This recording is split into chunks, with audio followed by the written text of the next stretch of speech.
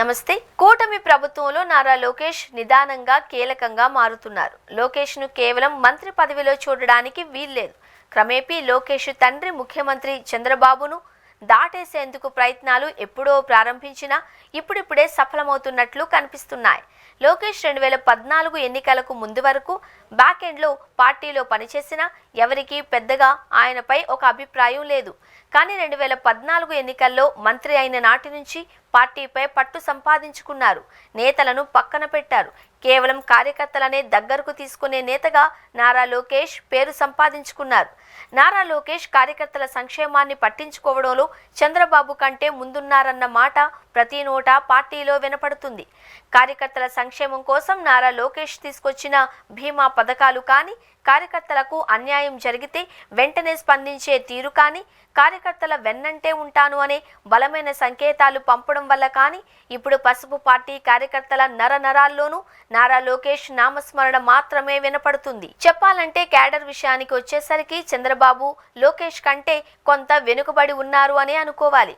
లోకేష్ మాట పార్టీలో చెల్లుబాటు అవుతుందన్న అభిప్రాయం మరింత బలపడడంతో ఇప్పుడు లీడర్లు కూడా లోకేష్ చుట్టూ ప్రదక్షిణలు చేస్తున్నారు.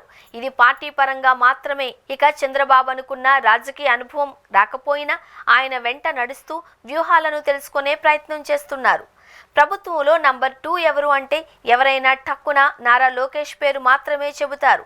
పవన్ కళ్యాణ్ నంబర్ 3 అనాల్సిన పరిస్థితులు నెలకొన్నాయి. నారా లోకేష్ పవన్ కళ్యాణ్ కు సంబంధించిన శాఖల్లో వేలు పెట్టరు, కానీ మిగిలిన అన్ని శాఖల విషయాలలో మాత్రం లోకేష్ ముద్ర ఉండేలా చూసుకుంటున్నారు. పాలనలో తన పట్టు నిరూపించుకోవడం కోసం లోకేష్ టీం మన మిత్ర యాప్ను తేవడమే కాకుండా ప్రజలకు ప్రభుత్వాన్ని చేరువ చేసేందుకు ప్రయత్నిస్తుంది. దాదాపు 150 రకాల సేవలు మన మిత్ర ద్వారా కేవలం వాట్సాప్ ద్వారా పరిష్కరించడంలో లోకేష్ టీం సక్సెస్ అయింది. ఇక తల్లికి వందనం నిధులు విడుదల చేయించి తన శాఖలోనూ తనకు తిరుగులేదు అని లోకేష్ నిరూపించుకున్నారు. చంద్రబాబు కూడా నారా లోకేష్ కు మరింతగా పొలిటికల్ గ్రిప్ సంపాదించుకునేందుకు తరచూ ఢిల్లీ పర్యటనలకు పంపుతున్నారు. గతంలో చంద్రబాబు రాష్ట్రానికి సంబంధించిన సమస్యలపై తరచూ ఢిల్లీ వెళ్లేవారు. కానీ ఈ మధ్య కాలంలో నారా లోకేష్ తరచూ ఢిల్లీ వెళుతూ ఉండడం కూడా తన తరువాత లోకేష్ అని ఢిల్లీ పెద్దలకు కూడా చెప్పే ప్రయత్నం చేస్తున్నట్టే కనిపిస్తుంది. ఢిల్లీకి వెళ్లిన నారా లోకేష్ 2 రోజులు పర్యటించి వివిధ కేంద్ర మంత్రులను కలిసి రాష్ట్రానికి రావాల్సిన ప్రాజెక్టులపై చర్చించారు. కేంద్ర హోంమంత్రి అమిత్ షాను కూడా కలిసి వచ్చారు. దీనికి తోడు కాగ్నిజెంట్ ప్రతినిధులతో సమావేశమై విశాఖలో ఐటీ క్యాంపస్ ఏర్పాటుకు ఒప్పించగలిగారు.